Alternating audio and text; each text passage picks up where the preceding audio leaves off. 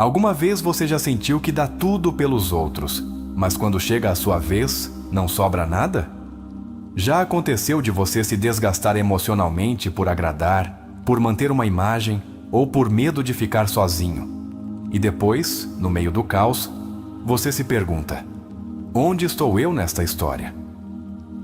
Este vídeo é para você. Hoje vamos falar de algo profundo, revelador e libertador. A necessidade de se priorizar para poder curar emocionalmente. Mas não faremos isso com frases bonitas ou motivacionais sem substância. Não. Vamos ao cerne, à raiz da alma humana, da psique.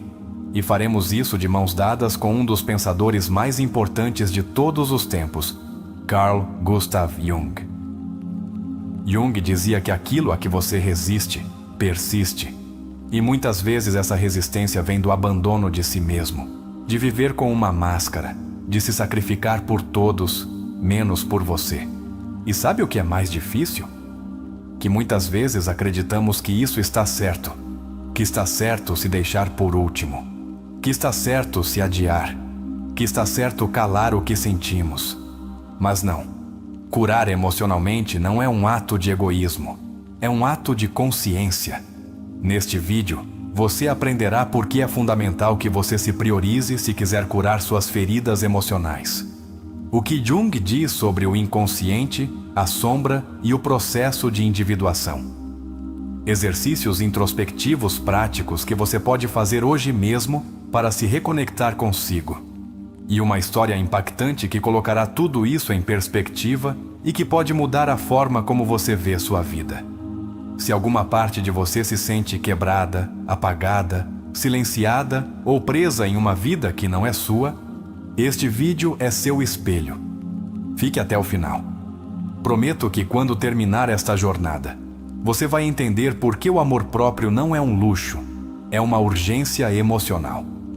E agora sim, vamos começar. Carl Jung dizia que aquilo que não tornamos consciente aparece em nossa vida como destino. E é que muitas vezes não estamos sofrendo pelo que nos fizeram, mas pelo que não nos permitimos sentir, nomear ou enfrentar. Essa é a base da cura emocional. Reconhecer que nossas feridas têm nome, forma e origem. Não podemos continuar avançando com a alma fragmentada enquanto fingimos que está tudo bem. Quando alguém não se prioriza, começa a se desvanecer.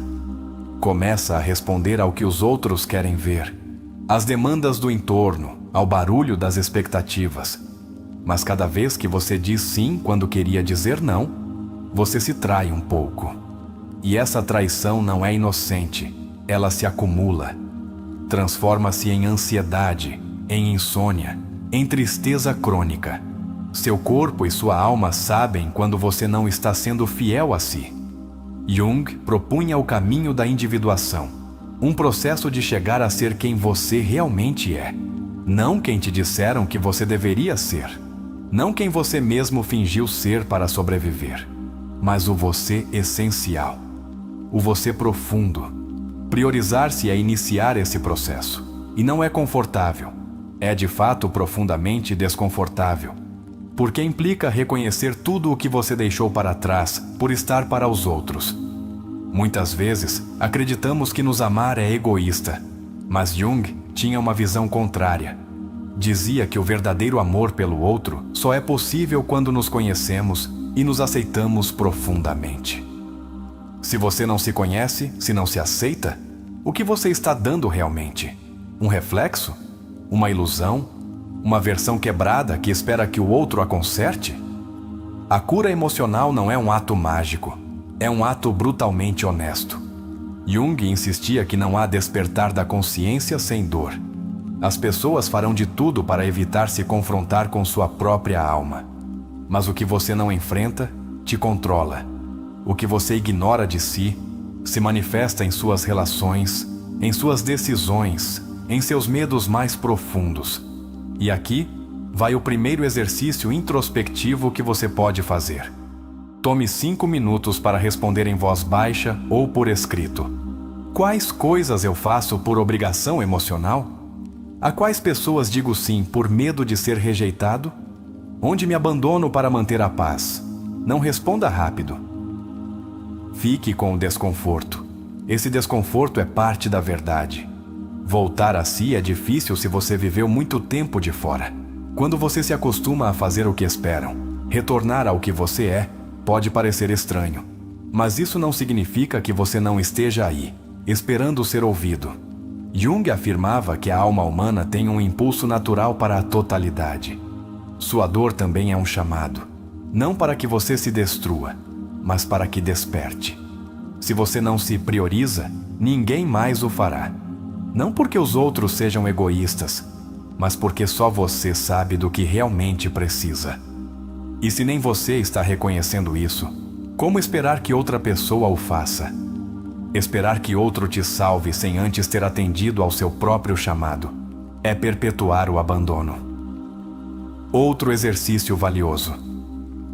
Desenhe um círculo e divida-o em 4 partes. Em cada uma delas, escreva o que você sente que entregou aos outros: seu tempo, sua paciência, suas ideias, sua energia. Depois pergunte-se: quanto de tudo isso eu dei a mim mesmo? Esse simples gesto revelará o quão fragmentada pode estar sua atenção emocional. Às vezes, pensamos que curar é voltar a ser quem éramos antes. Mas curar é exatamente o contrário.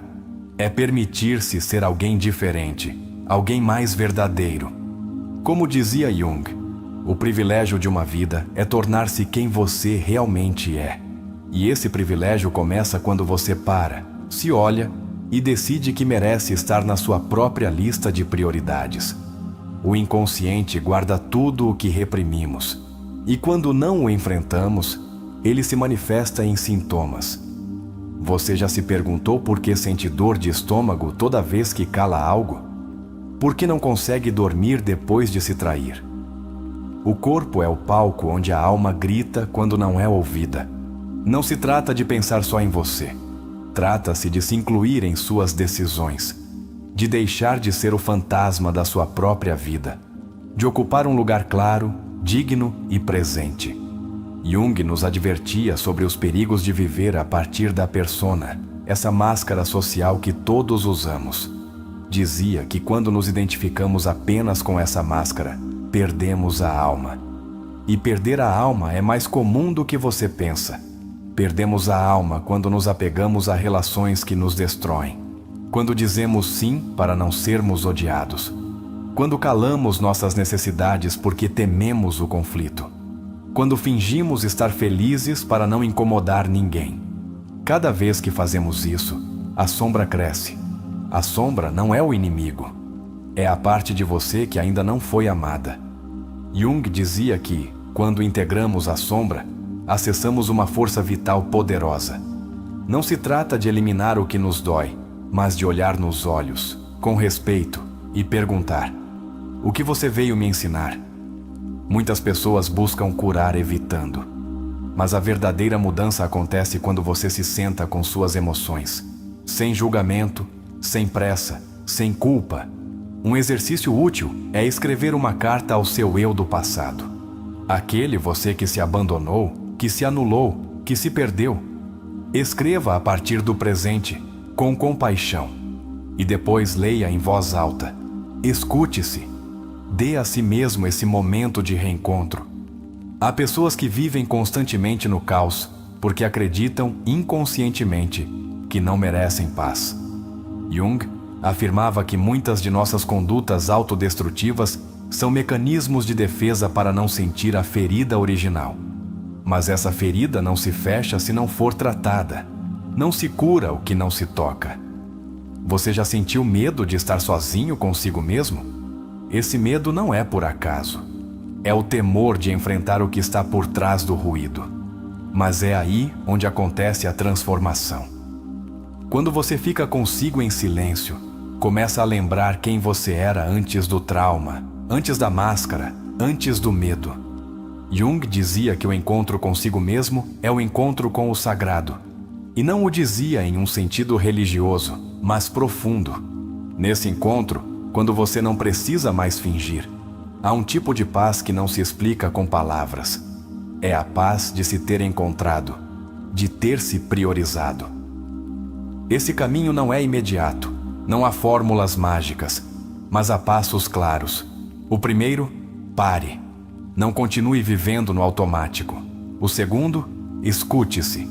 Não o que os outros querem ouvir, mas o que seu corpo e sua alma precisam expressar. O terceiro, abra-se. Permita-se sentir o que evitou por anos. As emoções reprimidas não desaparecem. Elas apenas se transformam em sintomas. E esses sintomas, muitas vezes, estão te dizendo: volte para si. Priorizar-se é um ato de justiça interna. Você não está sendo egoísta, está restaurando a ordem. A ordem emocional que nunca deveria ter sido quebrada para se encaixar. Às vezes, percebemos que estamos quebrados quando algo insignificante nos faz explodir. E dizemos: não sei por que reagi assim, mas você sabe sim. Sua alma está cansada e está esperando que você preste atenção nela. Jung diria: quando a alma está doente, o mundo exterior se torna um reflexo desse mal-estar. Neste momento, quero te convidar a fechar os olhos por alguns segundos e se perguntar: quem sou eu quando não estou fingindo? O que desejo quando não tenho medo? De quem sinto saudade de mim? Essa é uma prática poderosa. É o início do reencontro. Te ensinaram que primeiro estão os outros, mas ninguém pode dar a partir do vazio. Jung insistia que o amor próprio é a base de qualquer transformação real. Se você quer mudar seu mundo, comece pelo lugar mais esquecido, seu interior. Pense nesta metáfora. Se você fosse um jardim, como está? Descuidado, murcho, seco ou nutrido, cuidado, florescendo. A alma precisa de alimento. E esse alimento vem da sua própria atenção, de deixar de esperar que o outro te regue. Você também sabe como se dar água. Há algo profundamente libertador em se escolher. Não como reação, mas como verdade. Como quem entende que não quer mais viver a partir da escassez emocional. Jung dizia que o maior problema do homem moderno é que ele perdeu o contato com sua alma. Recuperá-la não é um luxo, é uma urgência. E agora, gostaria que você participasse de uma dinâmica poderosa. Se este vídeo tocou seu coração, se alguma frase ressoou com você, se sentiu que isso era para você, te convido a deixar nos comentários a seguinte frase: hoje começo a voltar para mim. Ao escrevê-la, você está se comprometendo consigo mesmo. Não comigo, não com este canal, contigo. Porque você é seu lar. Quando Jung falava do inconsciente, não se referia a um simples depósito de memórias reprimidas. Para ele, o inconsciente era uma dimensão viva, ativa, que influencia nossa vida de forma direta. Jung o chamava de o outro lado de nós mesmos. Não conhecer esse lado é viver sob o controle de forças invisíveis. Um dos erros mais comuns no caminho da cura emocional é pensar que se trata apenas de curar o que é ruim. Mas Jung nos advertia que tanto a luz quanto a escuridão são partes do ser humano. Quem busca apenas ser bom cai facilmente na hipocrisia emocional. Curar é integrar. Não se trata de eliminar a sombra, mas de dar a ela um lugar. Priorizar-se é integrar essas zonas que você nega. É assumir que suas emoções não são uma fraqueza, mas um mapa. Se você sente raiva, não se reprima. Pergunte-se: que parte de mim está sendo ignorada? Que necessidade não está sendo respeitada? Sigmund Freud, mestre de Jung e depois seu contraditor, falava do retorno do reprimido. Essa energia que não expressamos nunca desaparece. Transforma-se em sintoma. Se não a falamos, a somatizamos. Se não a choramos, a agimos. A sombra não desaparece. Ela se esconde em seus hábitos. Jung tomou essa ideia freudiana e a elevou. Disse que não reprimimos apenas o traumático, mas também o luminoso. Muitas pessoas reprimiram seu poder, sua voz, sua força criativa, porque temiam brilhar. Porque quando crianças, aprenderam que brilhar era perigoso. Priorizar-se é também permitir-se ser quem você é na sua máxima expressão, sem culpa. A culpa é um veneno emocional que costuma acompanhar aqueles que tentam se colocar em primeiro lugar.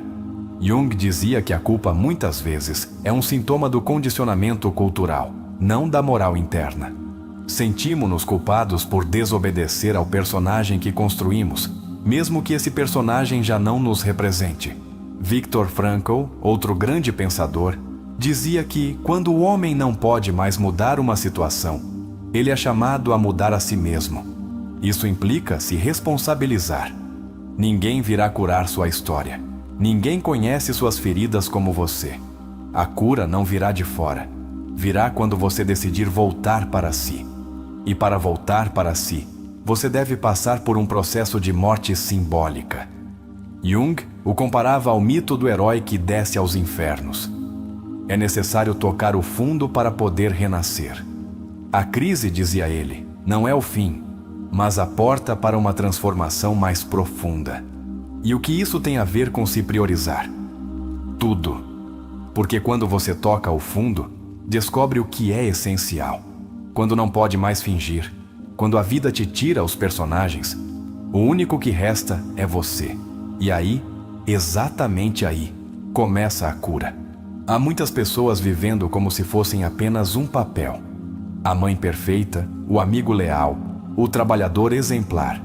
Mas por trás desses papéis, há uma alma exigindo ser vista. Jung dizia que a neurose muitas vezes nasce quando a alma não tolera mais fingir. A alma fala em símbolos, em sonhos, em sensações difusas. Se você a ignora, adoece. Se a escuta, desperta. É por isso que Jung trabalhava tanto com os sonhos. Ele os via como mensagens do inconsciente, revelações do que não estamos vendo na vigília. Priorizar-se implica começar a ouvir essas mensagens. Anote seus sonhos. Pergunte-se o que eles querem te dizer. Não busque respostas lógicas, busque conexões emocionais. O inconsciente fala uma linguagem diferente. E se você aprender a ouvi-lo, saberá onde está sua ferida e também onde está sua medicina. Há um conceito junguiano muito poderoso chamado o si mesmo, self. Não é o mesmo que o ego. O ego é sua identidade consciente. O si mesmo é a totalidade do seu ser, consciente e inconsciente, sombra e luz, passado e potencial. Quando você se prioriza, está escolhendo se alinhar com seu si mesmo. Está voltando para casa. Muitos temem que, se escolherem, ficarão sozinhos. Mas a verdadeira solidão é estar rodeado de pessoas e sentir que ninguém te vê realmente. Quando você se prioriza, atrai relações que te veem na sua totalidade, não no seu personagem. Só quando você se escolhe, podem te escolher a partir da verdade. A tristeza, a ansiedade, o vazio são sinais de desalinhamento. Não são doenças em si mesmas, são mensagens. Algo dentro de você pede atenção. Jung dizia que por trás de toda neurose há uma alma que perdeu o sentido. Recuperar o sentido é um ato profundamente espiritual e psicológico. Aqui vai outro exercício. Imagine que você se encontra com você mesmo quando criança. Aquele criança que você foi. Olhe nos olhos dela. O que ela te diria ao te ver hoje? O que ela perdeu? O que ela precisa recuperar? Escreva esse diálogo. Leia-o. Permita que a criança te lembre quem você era antes de se esquecer. Outra ideia de Jung é que o inconsciente não guarda apenas o pessoal, mas também o coletivo. Há feridas que não são apenas suas, mas herdadas, da sua família, da sua cultura, da sua história. Priorizar-se também é curar o que os outros não puderam. É cortar correntes, é ser o ponto de inflexão. Muitos têm medo de mudar porque não sabem quem serão sem suas feridas.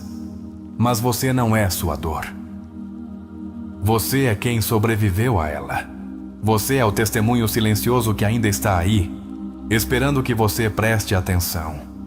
Jung falava desse núcleo inquebrantável, esse centro que resiste mesmo na sombra. É preciso ter coragem para fazer perguntas desconfortáveis. Por que atraio relações que me machucam? O que ganho ao continuar sendo quem não sou? O que aconteceria se eu finalmente deixar de sustentar o que já está me matando? Jung diria que essas perguntas não destroem, libertam. É preciso ter compaixão consigo mesmo, porque você não escolheu suas feridas, mas pode escolher o que fazer com elas. Você pode continuar ignorando-as ou pode olhá-las com ternura. A alma não cura com julgamento, mas com verdade e amor. O ego teme a mudança, porque o ego quer certeza, controle, familiaridade.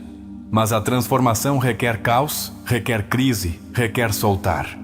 O ego diz, isto sou eu, mas a alma sussurra, isto posso ser. Escute esse sussurro. Você tem séculos te esperando. Às vezes, a forma mais profunda de se priorizar é dizer basta. Basta ao abuso, ao silêncio, à submissão. Basta aquela voz interna que te repete que você não vale. Jung afirmava que o primeiro passo para a alma é a coragem de dizer a verdade, mesmo quando dói. O processo de individuação não é linear.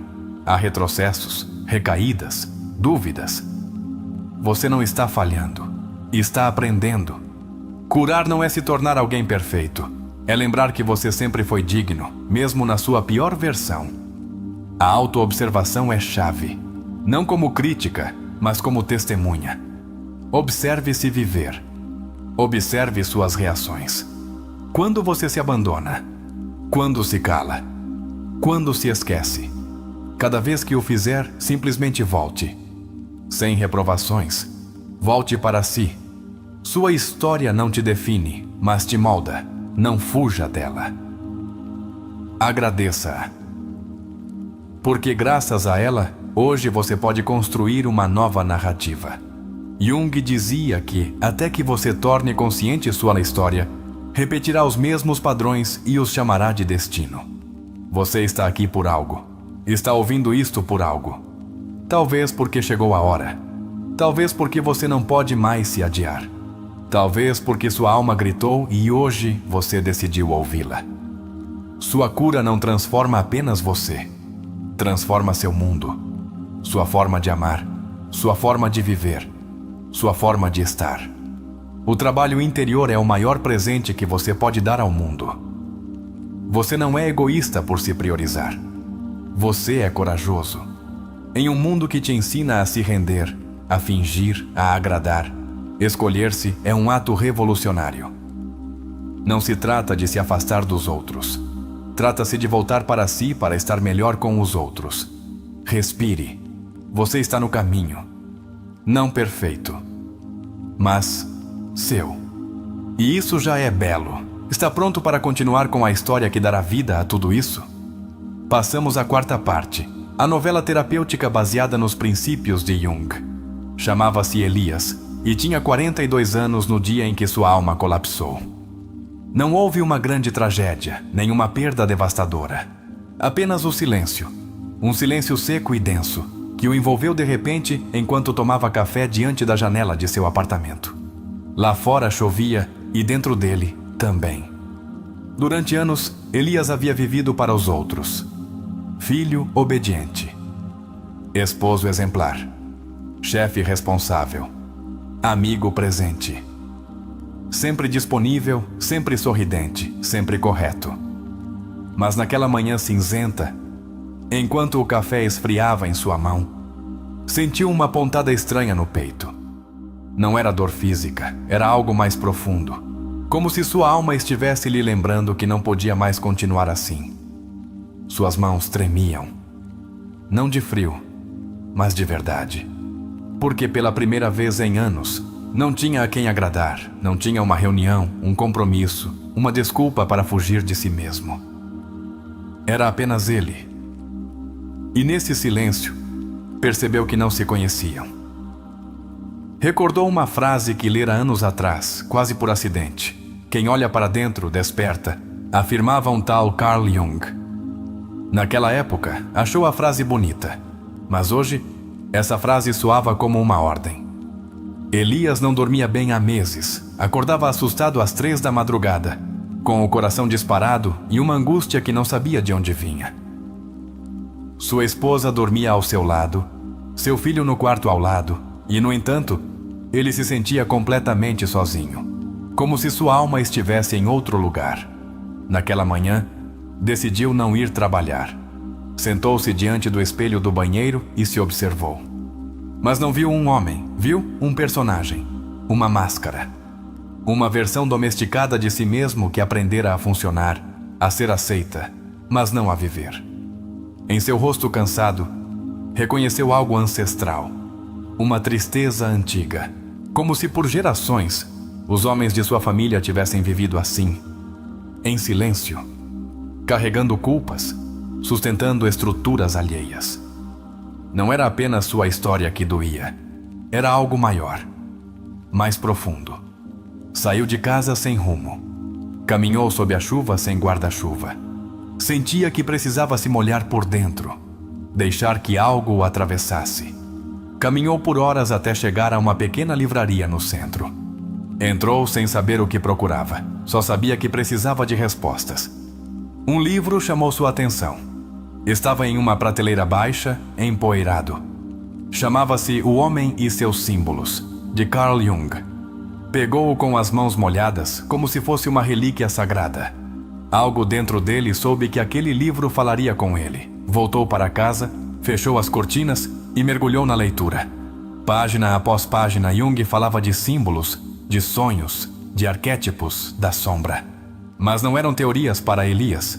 Eram verdades que lhe golpeavam o peito. Cada palavra era um espelho. Sentiu vertigem, como se toda a sua vida estivesse desmoronando. Mas não era destruição, era revelação. Pela primeira vez, compreendia que não estava louco, estava desconectado. Havia vivido tanto para fora que esquecera que tinha um mundo interno. A sombra. Esse conceito o abalou. Jung explicava que a sombra não é o mal, mas o que reprimimos. E Elias compreendeu, com uma pontada de dor, que havia reprimido tudo o que o fazia humano. Sua raiva, seu desejo, sua vulnerabilidade, sua criatividade. Chorou. Não por tristeza, por alívio. Era como se alguém finalmente lhe dissesse que sua escuridão também era parte dele e que não precisava eliminá-la, mas integrá-la. Seu choro não era fraco, era uma descarga elétrica. Era sua alma voltando. Passaram dias em que Elias não conseguia fazer outra coisa senão ler, escrever, lembrar. Começou a sonhar. Sonhos vívidos, simbólicos, estranhos. Um lobo o perseguia em um bosque. Uma figura encapuzada lhe oferecia um espelho. Uma menina pegava sua mão e o guiava até um poço. Anotava cada sonho. Analisava-os. Descobria que o lobo era seu medo de ser livre, que a figura encapuzada era sua verdade oculta, que a menina era seu eu interior, aquela parte inocente que ainda acreditava nele. Seus sonhos eram seus terapeutas. Começou a falar consigo mesmo em voz alta. Escutava-se, respondia-se. Às vezes discutia. Era como se estivesse reconstruindo uma relação rompida. A relação mais importante, a que tinha consigo mesmo. O processo foi doloroso. Descobriu que seu casamento era uma peça de teatro, que seu trabalho o sufocava, que sua vida estava cheia de compromissos vazios. Mas também descobriu algo sagrado. Sua voz, seu desejo, sua humanidade. Começou a escrever cartas que nunca enviaria. Para seu pai, que nunca soube como amar. Para sua mãe, que o amou desde o sacrifício. Para seu filho, que repetia seus padrões. E para si mesmo. Para aquela criança que um dia sonhou em ser escritor, mas escolheu ser gerente. Com cada carta, algo curava. Jung dizia que o inconsciente é criativo, e Elias comprovava isso. Começou a escrever histórias, a compor melodias na guitarra que estava empoeirada há anos. Sua alma estava despertando, mas o despertar também traz crises. Uma noite, sua esposa perguntou o que estava acontecendo com ele. Ele, tremendo, disse a verdade. Já não sei quem sou, mas estou começando a descobrir. Ela chorou.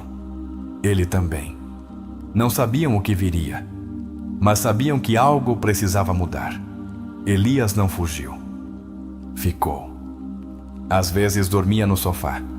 Às vezes chorava no banheiro. Às vezes ria sozinho. Mas continuava ali, vivendo o processo, enfrentando suas máscaras, falando com sua sombra, alimentando sua alma. Começou terapia com um psicólogo junguiano. Não queria remédios, queria compreender. O terapeuta pediu que desenhasse seus sonhos, que os analisasse, que escutasse seu corpo. Era uma viagem para dentro, um descenso a seus infernos pessoais. E nesse descenso, encontrou pepitas de ouro, memórias esquecidas, desejos adormecidos, confissões internas. Aprendeu que priorizar-se não era deixar de amar os outros, era deixar de se esquecer, era voltar a ocupar seu lugar em sua própria vida. Cada vez que dizia não ao que o destruía, sentia medo, mas também liberdade. Era um músculo novo, uma linguagem nova. Não sabia falar a partir de sua alma, mas estava aprendendo, palavra por palavra, silêncio por silêncio. Um dia, ao se olhar no espelho, não viu um estranho. Viu alguém em construção, não perfeito, mas real, com cicatrizes, com ternura, com uma luz trêmula, mas presente. Sorriu. Pela primeira vez, seu sorriso era para si mesmo. Jung diria que Elias havia iniciado o processo de individuação, não porque tivesse respostas, mas porque ousou fazer perguntas. Porque desceu à sombra e começou a integrar suas partes perdidas. Porque escolheu o caminho da alma, não do personagem. Não sabia como tudo terminaria. Seu casamento estava por um fio. Seu trabalho era uma incerteza. Mas ele estava presente, estava desperto. E isso bastava. Havia deixado de fugir. Havia começado a se habitar. Esta é apenas a primeira parte de sua história. Uma história que continuará. Uma história que talvez também seja a sua. Pronto para a segunda parte da novela, Elias acordou de madrugada com o peito agitado. Não era um ataque de ansiedade, pelo menos não como antes. Era outra coisa. Um sonho o havia abalado. Nele, estava preso em uma sala sem portas, cercado de espelhos quebrados. Cada espelho mostrava uma versão diferente de si mesmo. Um era o pai que fingia, outro o esposo obediente, outro a criança muda. Todos o olhavam, mas nenhum o escutava. Sentou-se na cama, suado. Pegou seu caderno de sonhos e desenhou a sala. Depois anotou o que sentiu. Todos me olham, mas ninguém me conhece. Multipliquei-me para sobreviver, e no processo me fragmentei. Escrever isso foi como arrancar uma verdade cravada no peito. Em terapia, falou do sonho. Seu psicólogo disse que aquela sala era o símbolo de sua mente fragmentada. Os espelhos eram suas máscaras, e sua tarefa era reuni-las, não destruí-las. Não deveria rejeitar esses eus, mas integrá-los. Jung chamava isso de caminho para o si mesmo. Durante o dia, Elias começou a observar seus gestos. Como falava com seu chefe com um sorriso que não sentia. Como com sua esposa fingia entusiasmo. Como com seu filho falava a partir da correção, não do fogo. Era como ver um filme em câmera lenta, de sua própria falsidade. Não se julgou. Gia já não fazia isso. Compreendia que o fizera para se proteger, para ser amado, para sobreviver em um mundo que castiga a verdade emocional. Mas agora não podia continuar. Algo nele exigia autenticidade. Sua esposa notava a mudança, sentia-o mais distante, mas também mais real. Uma noite, enquanto lavavam os pratos em silêncio, ela perguntou se ele ainda a amava. Ele respirou fundo. Estou aprendendo a me amar. E enquanto faço isso, descubro o que é o amor de verdade. Não foi uma resposta confortável, mas foi honesta. Ela chorou. Ele também. Decidiram fazer terapia de casal. Não para salvar o casamento, mas para descobrir se havia algo verdadeiro que ainda os unisse. Jung dizia que muitas relações fracassam porque duas metades vazias não podem formar uma totalidade. Elias não queria amar a partir da necessidade. Queria amar a partir da escolha. Seu filho também percebia a mudança. Via-o mais calado, mais presente. Uma tarde, enquanto brincavam, o menino perguntou: Papai, você também tem medo às vezes? Elias o olhou nos olhos. Não mentiu. Sim, filho. Muito. Mas estou aprendendo a não correr. O menino assentiu. Não disse mais nada, mas se aproximou e o abraçou com força. Nas sessões de terapia, começou a falar de sua infância, da rigidez de seu pai, da doçura cansada de sua mãe, de como aprendeu a se calar para não ser um incômodo. Cada memória era uma peça do quebra-cabeça que agora tentava montar. Uma imagem recorrente em seus sonhos era um corvo, negro, vigilante, voando sobre um campo seco. Seu terapeuta explicou que, na simbologia junguiana, o corvo representa a morte psíquica que precede o renascimento. Elias começou a ver o corvo como seu aliado. Às vezes, imaginava-o pousado em seu ombro, como um guardião silencioso. Falava com ele. Pedia orientação. Jung insistia que o inconsciente responde quando tratado com respeito. E Elias comprovava isso. Sua vida interna se tornava mais rica, mais simbólica, mais real. Começou a escrever. Não apenas sonhos, mas pensamentos, memórias, cenas. Um dia escreveu: Passei a vida querendo ser aprovado. Agora só quero ser íntegro. Essa frase pendurou em seu quarto. Era seu novo norte. Nos fins de semana saía para o bosque. Caminhava sozinho.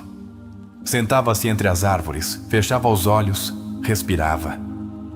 Escutava. Não pedia respostas, apenas presença. O silêncio já não o assustava. Tornara-se seu aliado. Uma tarde encontrou uma pedra branca, redonda, lisa. Guardou-a no bolso. Chamava-a de pedra da alma. Quando sentia a ansiedade, apertava. Ela o lembrava que tudo o que é real está dentro.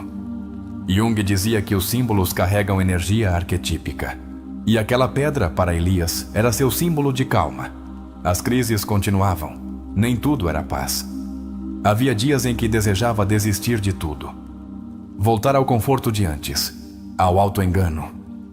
Mas seu corpo já não permitia retroceder. O peito se fechava, a visão se nublava. Era como se sua alma o forçasse a avançar.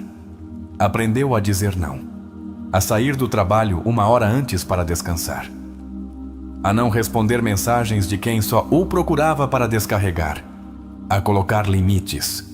Cada limite era um ato de amor próprio, uma pequena revolução. Um dia, seu chefe o chamou ao escritório. Ofereceram-lhe uma promoção. Mais dinheiro. Mais carga. Mais estresse. Por reflexo, esteve a ponto de dizer sim, mas se deteve. Obrigado, mas não. O silêncio foi brutal. Mas a paz interior foi absoluta. Soube que havia feito o certo. Começou a estudar psicologia por curiosidade. Não para mudar de carreira, mas para se entender. Os livros já não eram teorias. Eram cipas. Mapas, portas, chaves. Jung tornara-se seu companheiro invisível. Seu terapeuta lhe propôs um exercício: escrever para sua sombra. Não como inimiga, mas como parte dele. Elias o fez. Escreveu 3 páginas. Agradeceu por protegê-lo. Pediu ajuda. Prometeu integrá-la. Chorou. Sentiu-se libertado. Também sonhou com fogo. Grandes incêndios, casas ardendo. Jung dizia que o fogo simboliza a transformação. O velho precisava queimar. E ele compreendia. Sua vida estava em chamas. Mas dessas cinzas nasceria algo novo. Renunciou ao seu trabalho 6 meses depois. Fez isso sem um plano concreto. Só sabia que não podia continuar vendendo sua alma por estabilidade. Começou a dar aulas de escrita em uma pequena academia. Ganhava menos, mas dormia melhor, ria mais. Estava vivo. Com sua esposa, a relação se transformou em outra coisa. Já não eram os mesmos. Aprenderam a falar sem papéis, a se tocar sem expectativas, a se ver. Às vezes doía, às vezes curava. estavam em processo. Como ele. Como tudo. Seu filho começou a desenhar mais. Mostrava-lhe monstros, animais, símbolos. Elias os analisava com ternura. Sabia que as crianças também expressam seus mundos internos com imagens. E prometeu nunca mais negar a verdade emocional de seu filho. O corvo voltou em um sonho. Desta vez, não voava sozinho. O guiava para uma caverna. Elias entrou. Lá dentro havia um espelho. Ele se olhou. Não tinha rosto, apenas luz. Acordou suando, mas em paz. Soube que estava entrando em outra fase. A integração profunda. Deixou de buscar respostas no exterior. Começou a confiar em sua intuição. Falava consigo com ternura. Escutava-se com atenção. Priorizava-se. Não por ego, por respeito à sua história, à sua alma, ao seu caminho. Já não queria ser perfeito. Queria ser verdadeiro. E nesse desejo encontrou liberdade. Uma liberdade silenciosa, mas poderosa. Como a brisa que chega após uma tempestade. A próxima etapa estava por começar. Mas desta vez, Elias não tinha medo. Sabia que o que viria também seria parte de sua totalidade. Elias caminhava pela cidade como se fosse outra. Nada havia mudado nas ruas, mas ele já não era o mesmo. Observava as pessoas com outros olhos. Já não via suas roupas ou gestos, sentia sua energia, o conflito oculto, as máscaras que ele mesmo carregara por anos. Uma tarde, enquanto esperava o ônibus, sentiu um desconforto intenso. Não vinha do corvo, era interno. Como se uma presença escura se movesse dentro dele. Fechou os olhos. E lá estava, uma figura vestida como ele, mas com uma expressão dura, olhos frios, postura rígida. Sua persona. Jung definia a persona como a máscara que usamos para interagir com o mundo. Não é o eu real, mas uma adaptação. Elias compreendeu que passara décadas sendo essa máscara, sério, produtivo, confiável. Mas por trás disso, o que havia? Naquela noite, Elias teve um sonho. Nele, estava em um teatro. Todos os assentos estavam vazios, exceto por um. Lá estava seu pai. No palco, ele mesmo atuava sua vida. Repetia frases, gestos, papéis. Quando terminou, seu pai aplaudiu, com tristeza, e disse: "Eu também atuei, filho." Acordou com uma sensação de legado. A máscara não era só dele. Era herdada. Seu pai, seu avô, seus mestres. Todos lhe ensinaram a não sentir, a não falhar, a não chorar. Era hora de romper a corrente. Durante dias, escreveu sobre a persona. Desenhou seu rosto. Deu-lhes um nome: o eficiente, o correto, o educado. Depois escreveu uma carta para se despedir dela. "Obrigado por me cuidar, mas já não preciso de você como antes. Quero ser livre." Uma noite, enquanto caminhava sob a lua, sentiu-se observado. Não havia ninguém. Mas seu peito batia forte. De repente, uma voz dentro dele disse: "Você ainda não cruzou o limiar." Elias soube que o pior estava por vir. E também o mais revelador. Pouco a pouco, começou a sentir a presença de um arquétipo, o velho sábio. Jung falava dessa figura como a consciência profunda que aparece quando a alma está pronta. Não é um guia externo. É a parte mais elevada de si mesmo, que atua como farol. O velho sábio apareceu em sonhos. Um ancião de olhos brilhantes, barba grisalha, mãos calejadas. Chamava-o pelo nome. Falava-lhe com frases enigmáticas. Uma noite disse: "Para chegar a ti, deves te perder." No dia seguinte, tudo começou a desmoronar. Sua esposa pediu espaço. Precisava se reencontrar também. Seu filho começou a ter pesadelos. Sua mãe adoeceu. O caos exterior refletia seu caos interior. Jung chamaria isso de a noite escura da alma. Elias não fugiu. Voltou ao bosque, ajoelhou-se diante de um carvalho. Chorou. gritou, pediu orientação. E o vento respondeu com um silêncio sagrado.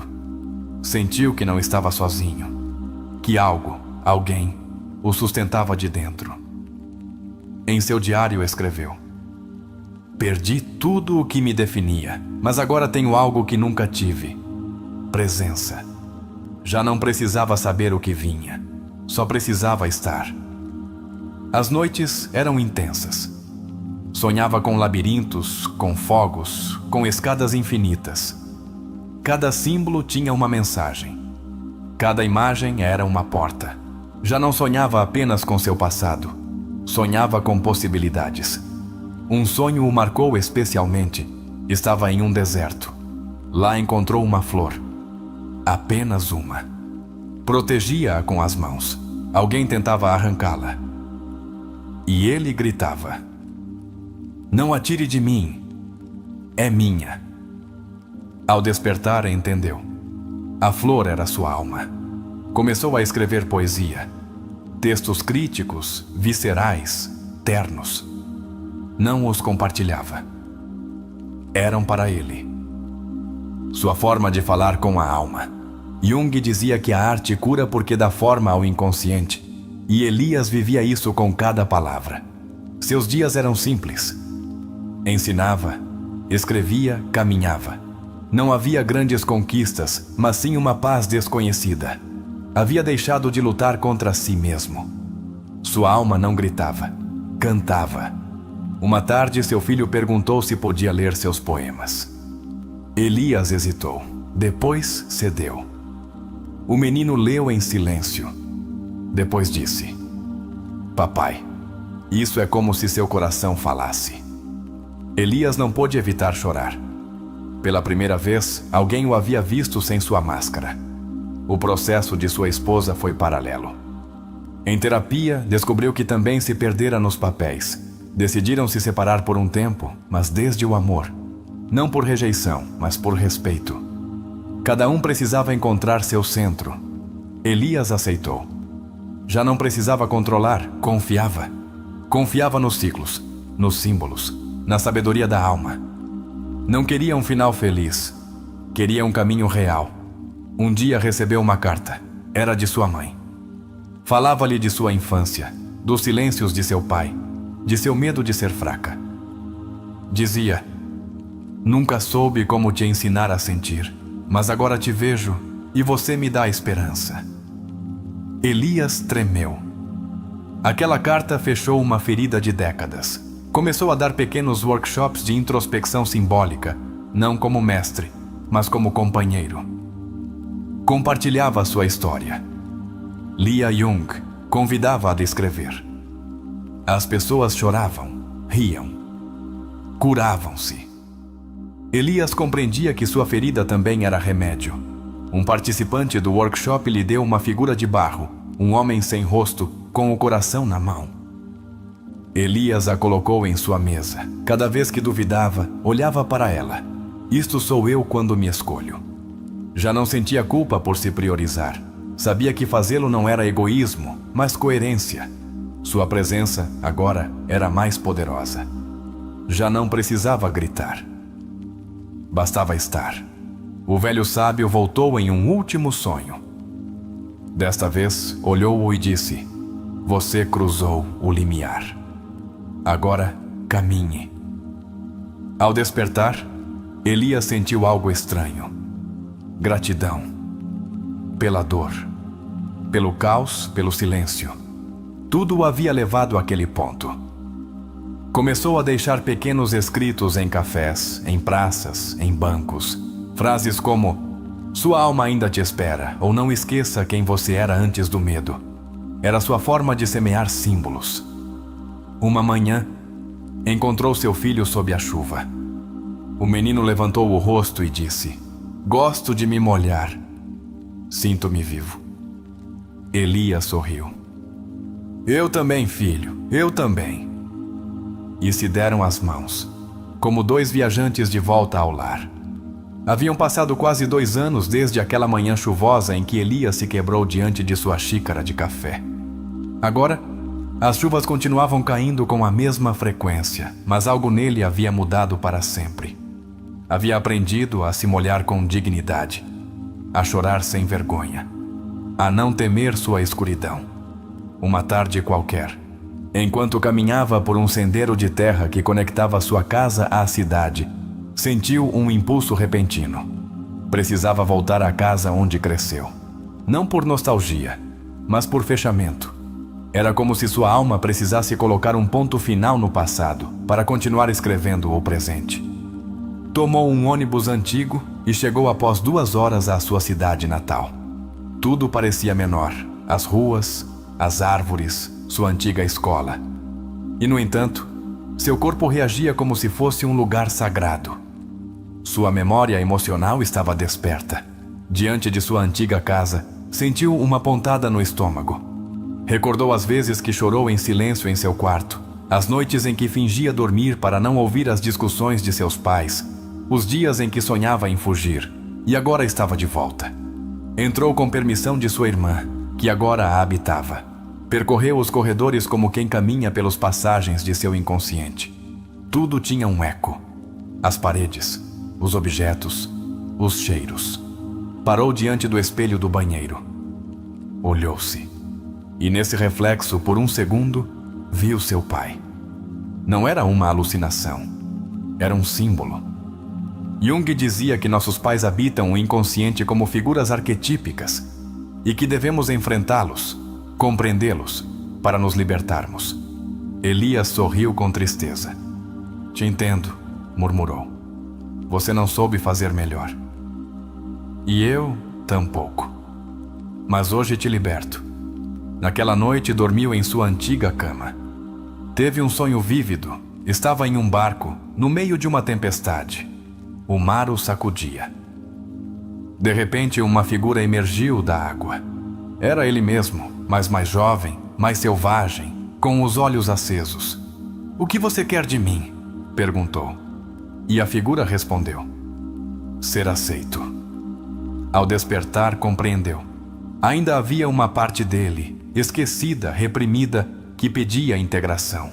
Seu eu selvagem, impulsivo, passional, que ele enterrara sob o disfarce da maturidade. Nos dias seguintes, permitiu-se ser espontâneo. Gritou no bosque, correu sem rumo, dançou sob a lua. Não para se rebelar, mas para recuperar. Jung ensinava que a alma se cura quando se permite viver plenamente todas as suas dimensões. A relação com sua ex-esposa tomou um novo rumo. Já não eram casal, mas se acompanhavam com ternura. Enviavam-se cartas. Às vezes se encontravam para falar do filho, às vezes apenas para recordar que o que viveram foi real, embora já não fosse presente. Elias não buscava preencher o vazio com outra relação.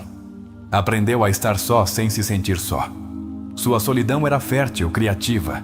Não era isolamento. Era espaço sagrado. Tempo para se escutar. Um dia, seu filho lhe mostrou um desenho. Era um coração com rachaduras, mas das rachaduras brotavam flores. O que significa? Perguntou Elias. E o menino disse que às vezes, quando algo se quebra, pode crescer algo bonito. Elias o abraçou com a alma. Decidiu publicar um livro com seus escritos, sonhos e reflexões. Não esperava sucesso. Só desejava compartilhar o que havia aprendido.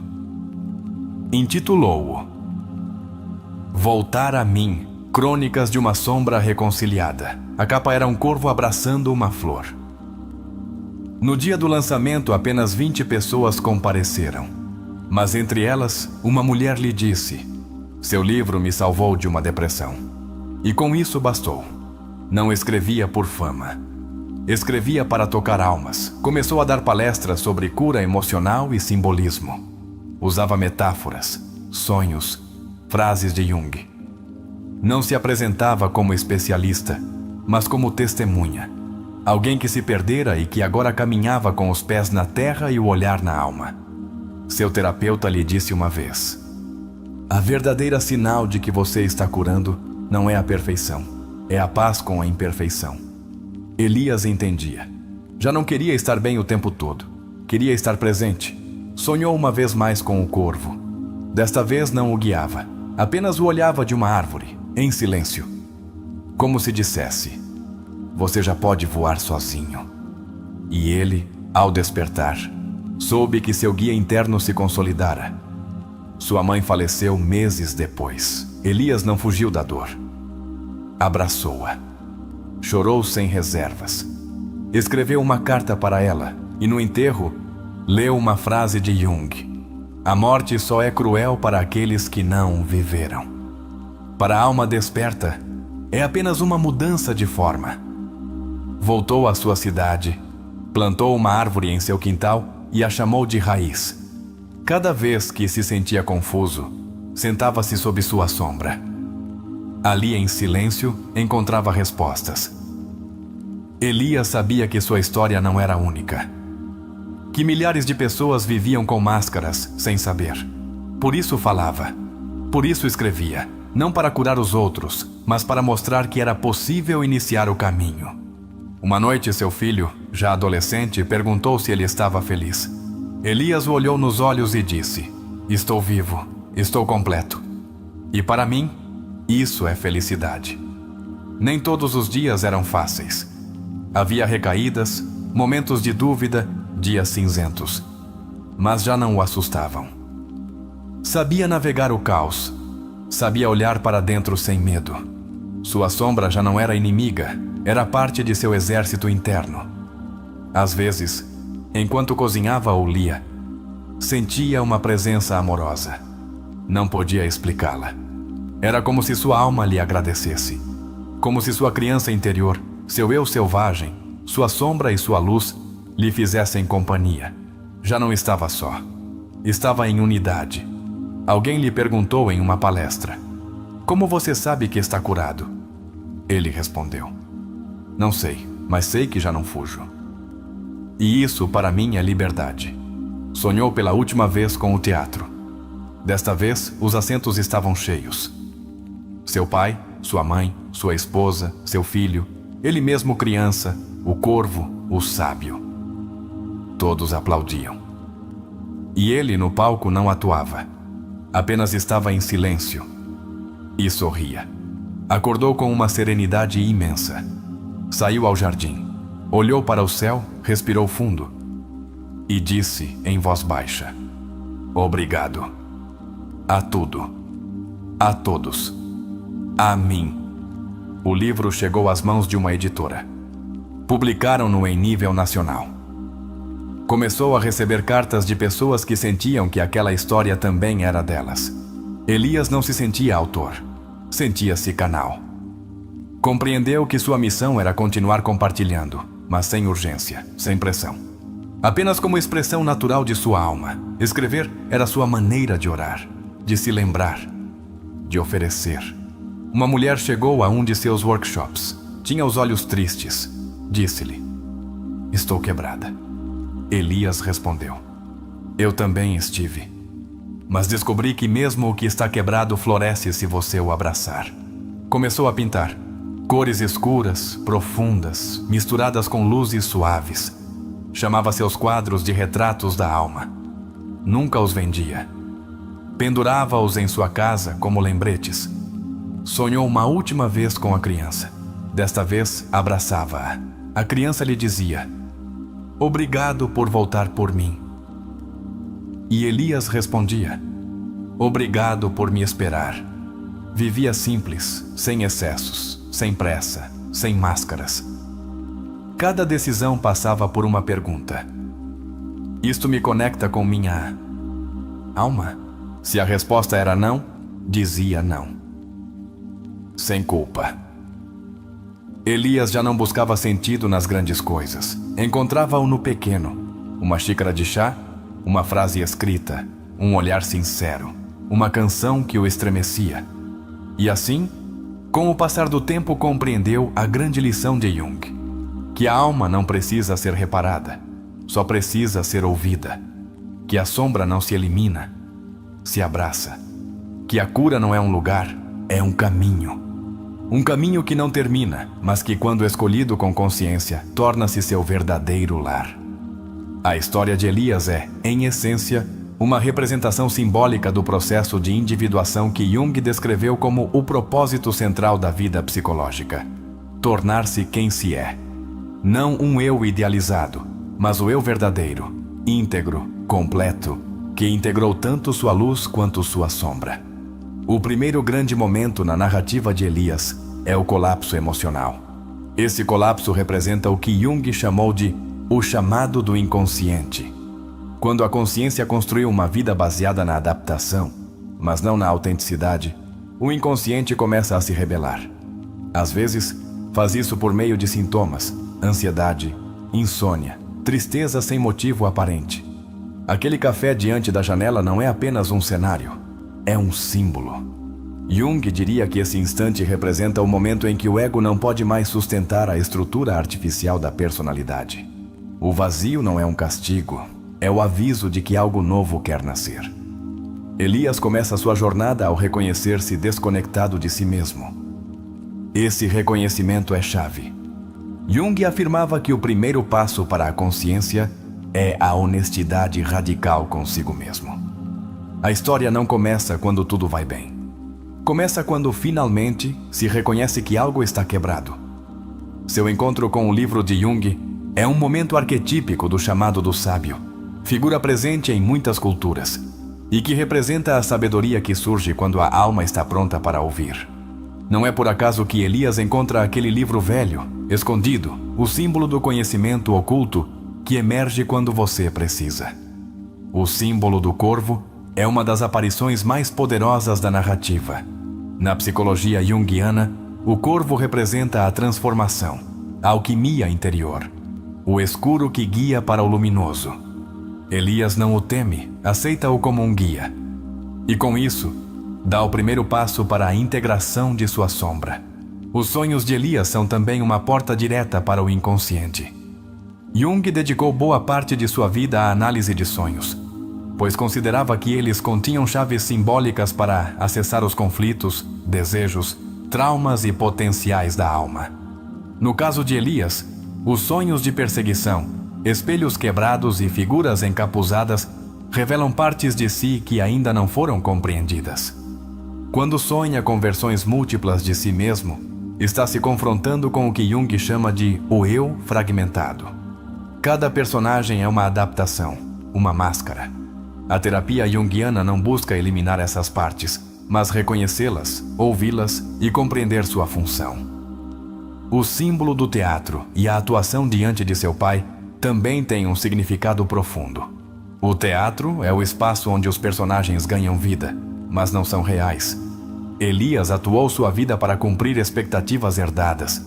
Seu pai o aplaude com tristeza, não por zombaria, mas porque ele também o fez. O legado inconsciente. A confrontação com a persona, esse falso eu social, é um dos momentos-chave no desenvolvimento do indivíduo. Jung explicava que muitos adultos ficam presos na persona. São o que aparentam, não o que são. Elias rompe com isso. E com isso, inicia o descenso à sua sombra. A sombra, em termos junguianos, representa tudo o que reprimimos, ignoramos ou rejeitamos.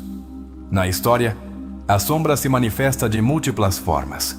Em sua raiva reprimida, em sua dor infantil, em seus desejos nunca expressados. Integrá-la não é se render ao caos, mas reconhecer sua existência sem julgamento. A figura da criança interior é central em muitas etapas da cura. Jung a chamava de a criança divina, não como símbolo de inocência, mas como símbolo do potencial perdido, da alma original. Quando Elias se encontra com essa criança em sonhos, começa a reconexão com seu ser essencial. O velho sábio que aparece em seus sonhos é o arquétipo que representa a consciência superior, a guia espiritual ou psicológica interna. Jung dizia que quando estamos prontos, o inconsciente nos envia um símbolo de direção. Não dita o que devemos fazer, mas indica por onde caminhar. Cada etapa da história de Elias é uma metáfora do processo terapêutico profundo. A confrontação com a dor, o reconhecimento do auto-engano, a exploração do inconsciente, a integração dos aspectos rejeitados e, finalmente, a construção de uma nova forma de estar no mundo. Desde uma perspectiva terapêutica, o fato de Elias decidir não fugir de sua crise é um sinal de maturidade emocional. Muitas pessoas, ao chegar a esse ponto, escapam, anestesiam, repetem padrões, mas ele escolhe ficar, sentar-se na dor, e isso transforma tudo. A carta à sua sombra é uma técnica junguiana que busca dar voz à parte rejeitada de si mesmo. Ao escrevê-la, Elias não só a humaniza, mas começa a integrá-la. Já não é um inimigo interno, é um fragmento essencial da alma. A relação com seu filho também se transforma. Já não é um pai a partir do dever, mas da presença. Na narrativa, o menino atua como ponte geracional. Representa a alma ainda não contaminada, que vê, sente, intui e ajuda Elias a se lembrar. A separação com sua esposa é tratada com uma profundidade terapêutica importante, não como um fracasso, mas como uma evolução.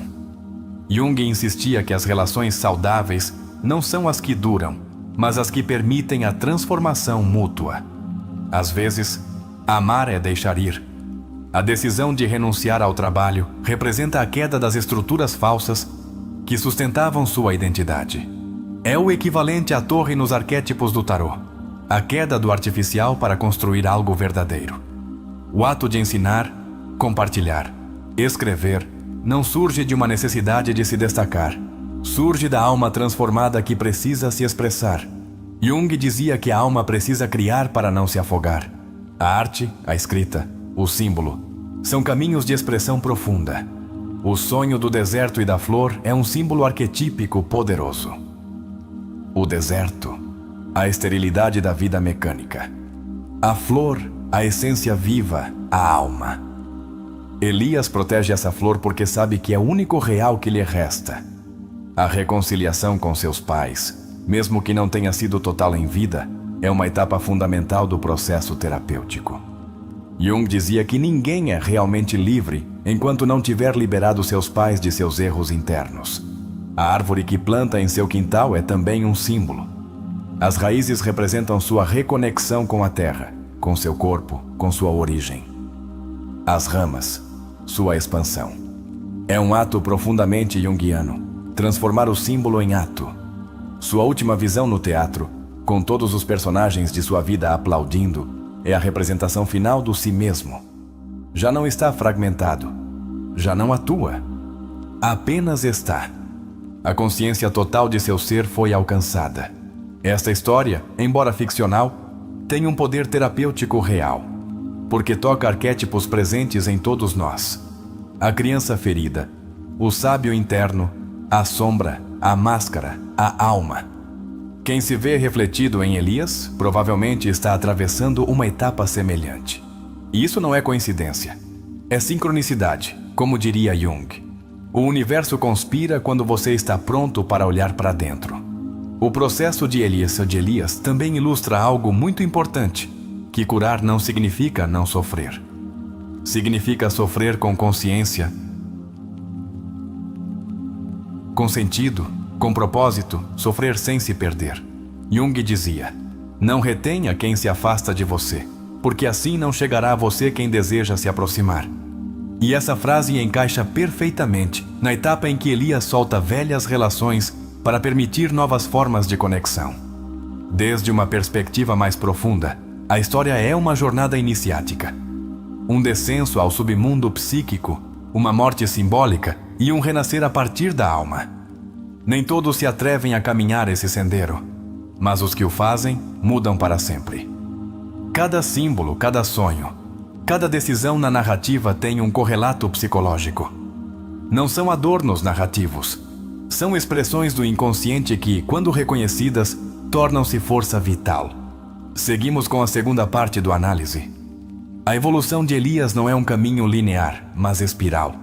Como Jung explicava, a alma não avança em uma linha reta, mas em círculos concêntricos que nos devolvem as mesmas feridas, mas desde um nível mais consciente. Cada retorno à dor traz um aprendizado diferente. Um dos elementos mais significativos do processo de Elias é sua capacidade de observação interna. Passar do automatismo à autoobservação é o primeiro grande salto em qualquer terapia profunda. Não se trata de se corrigir, mas de aprender a se ver. Em várias cenas, Elias escolhe o silêncio como espaço de transformação. Jung afirmava que o silêncio é uma das formas mais puras de entrar em contato com o inconsciente. Não porque o inconsciente fale em palavras, mas porque seus símbolos se manifestam no vazio. Quando Elias decide enfrentar sua sombra e não negá-la, inicia o que Jung chamava de o caminho do meio. Nem luz, nem escuridão absoluta. Integração. Ver o feio sem fugir, ver o belo sem idealizá-lo. Essa neutralidade amorosa é a base do equilíbrio emocional. A figura da criança interior aparece como símbolo do ser mais essencial, aquele que ainda não foi dividido pelos mandatos externos. Elias, ao falar com essa criança, não só a resgata, também a escuta. E nessa escuta, a alma volta a fluir. A nível clínico, muitos pacientes chegam com sintomas semelhantes aos de Elias: ansiedade difusa, desconexão emocional, dificuldade para encontrar propósito. Mas no fundo, o que existe é uma fuga de si mesmos. Vivem para agradar, para se encaixar. Mas não vivem a partir da alma. O corvo, que aparece repetidamente em seus sonhos, pode ser interpretado também como um símbolo do mensageiro entre mundos. Em muitas culturas, representa aquele que atravessa a escuridão e volta com uma mensagem. Na história, o corvo não só guia, também observa. Valida o processo. Os momentos de arte espontânea em Elias, escrita, pintura, poesia, não são apenas catarse. São mecanismos de expressão do inconsciente. Jung dizia que a arte permite que o irracional se manifeste de forma aceitável para a consciência. E nessa expressão, a alma cura. Um detalhe muito potente é como Elias deixa de buscar a perfeição para abraçar sua imperfeição. Essa é uma das lições mais profundas de Jung. A totalidade importa mais que a perfeição. Ser completo, não impecável. A cena em que Elias sonha com múltiplas versões de si mesmo presas em espelhos quebrados reflete a fragmentação do eu. Isso tem ressonâncias com o conceito de dissociação leve, onde diferentes papéis coexistem sem integração real. O trabalho psicológico aponta para unir essas peças. Em sua relação com o filho, Elias repara em tempo real o que não pôde curar com seu pai. Isso é crucial, porque às vezes, curar não significa refazer o passado, mas agir diferente no presente, para não repetir os mesmos erros. Outro símbolo que se destaca é o espelho. Em múltiplas cenas, Elias se confronta com seu reflexo. O espelho é o arquétipo da verdade, o que não se pode ocultar. Jung dizia que olhar o espelho interno requer coragem, porque mostra não o que queremos ver, mas o que realmente somos. A decisão de plantar uma árvore é um ato altamente simbólico. Raízes firmes, crescimento lento, fruto no tempo. Jung usava esse símbolo para falar do desenvolvimento espiritual. Enraizar-se não é ficar parado, é se alimentar do profundo. Quando Elias começa a ensinar, a dar palestras e a compartilhar seus escritos, não o faz a partir do ego, faz a partir da integridade. Jung dizia que quem passou pelo fogo de sua alma pode iluminar outros sem queimá-los. A carta que recebe de sua mãe representa o perdão ancestral. Nem todos o recebem em vida, mas mesmo na ausência, pode-se trabalhar a partir do simbólico. A reconciliação interna com as figuras parentais é um dos pilares da psicoterapia profunda. Elias não só se transforma, aprende a se habitar. Isso que parece simples é um dos atos mais complexos da alma. Estar em si mesmo sem fugir. Estar presente sem se saturar. Habitar o corpo, a emoção, o pensamento, sem se fragmentar. A narrativa também nos mostra como a alma renasce através dos vínculos. Não basta o trabalho individual. A alma precisa de reflexos. Precisa olhar nos olhos de outros e se reconhecer. O filho, a ex-esposa, os alunos, todos funcionam como espelhos de seu processo. Um momento terapeuticamente poderoso ocorre quando Elias começa a falar em voz alta consigo mesmo. Jung considerava o diálogo interno uma ferramenta fundamental. Dar voz às partes internas cria uma ponte entre consciente e inconsciente. É uma ponte de reconciliação. O ato de rejeitar a promoção no trabalho é também um símbolo do rechaço ao velho paradigma.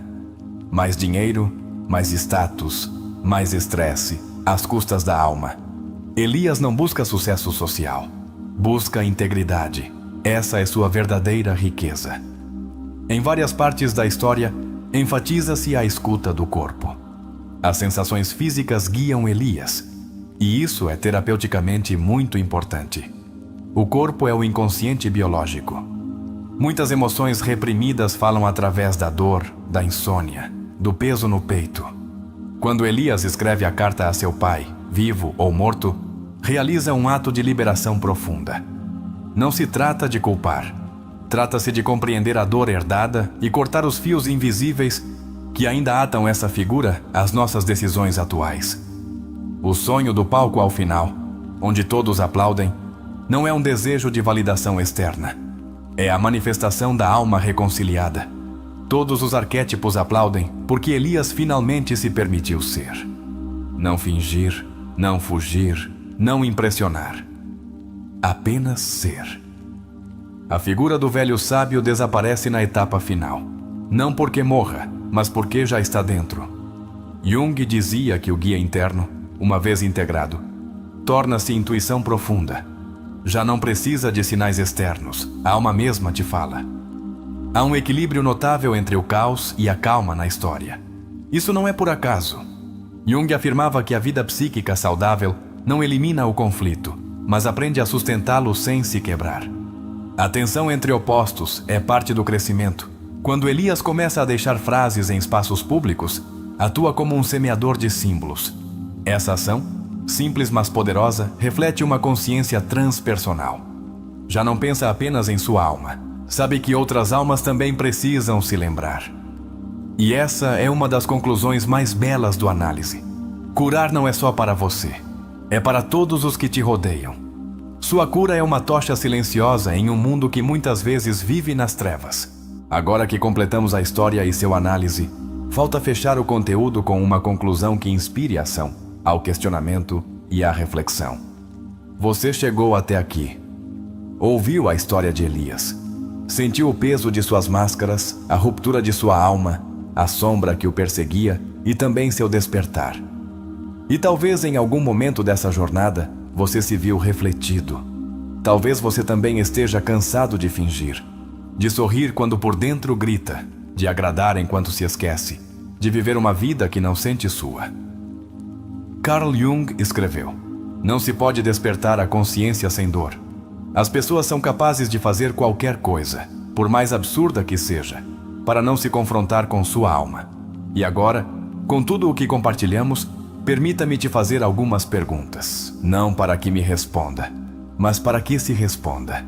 Quem é você quando não está atuando? Que partes de você silenciou para se encaixar? A que você está renunciando cada vez que se adia? Que símbolos, que sonhos, que emoções estão falando com você e você não os escuta? E se em vez de continuar sobrevivendo, você começasse a viver? E se em vez de buscar validação, começasse a buscar a verdade? Olhe ao seu redor. As pessoas vivem apressadas, mas não sabem para onde vão. Vivem conectadas, mas profundamente sós. Vivem inteiras por fora, mas fragmentadas por dentro. E você? Vai continuar assim? Ou será que já é hora de voltar para si? Carl Jung não nos deixou receitas. Deixou-nos mapas. E o mapa mais poderoso é o que nos leva para dentro. Essa jornada não é confortável, não é rápida, não é popular, mas é a única que vale a pena.